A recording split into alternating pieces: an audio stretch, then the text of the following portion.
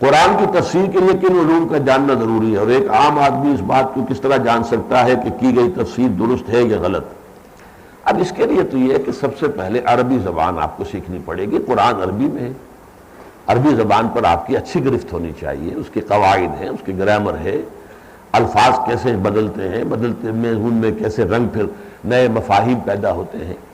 پھر یہ ہے کہ چونکہ حضور جو ہے وہ قرآن کے معلم تھے، مبین تھے، تبیین کرنے والے، تو احادیث کو آپ کو پڑھنا ہوگا۔ تو اس حوالے سے آپ کو یہ سارا علم جو ہے وہ کریں۔ اصل بات جو ہوتی ہے پھر یہ کہ ایک تو انسان یہ دیکھے کہ میں جو بات کہہ رہا ہوں خاص طور پر جو دین کا عملی پہلو ہے اس میں اسلاف سے علیحدہ نہ ہو، اس لیے کہ دین کا عمل جو ہے وہ مکمل ہو گیا محمد رسول اللہ صلی اللہ علیہ وسلم پر، اور انہیں دیکھ کر صحابہ نے عمل کیا، پھر تابعین نے۔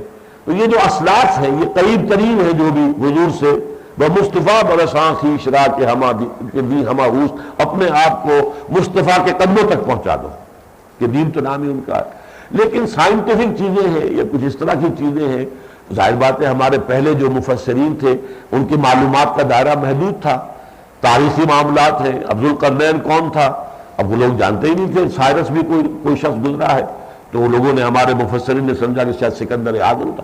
ان میں آپ علیحدہ بات کر سکتے ہیں، لیکن احکام دین کے معاملے میں سلف کے ساتھ اپنے آپ کو پوری طرح جوڑ کر رکھیں۔ باقی اس کی دوسری جو ہے ان کے اندر آپ جو ہے مزید کوئی رائے بھی دے سکتے ہیں، اور اس پر یہ کہ آپ کا دل گواہی دے کہ بات ٹھیک ہے تو وہ بات آپ کہہ سکتے ہیں۔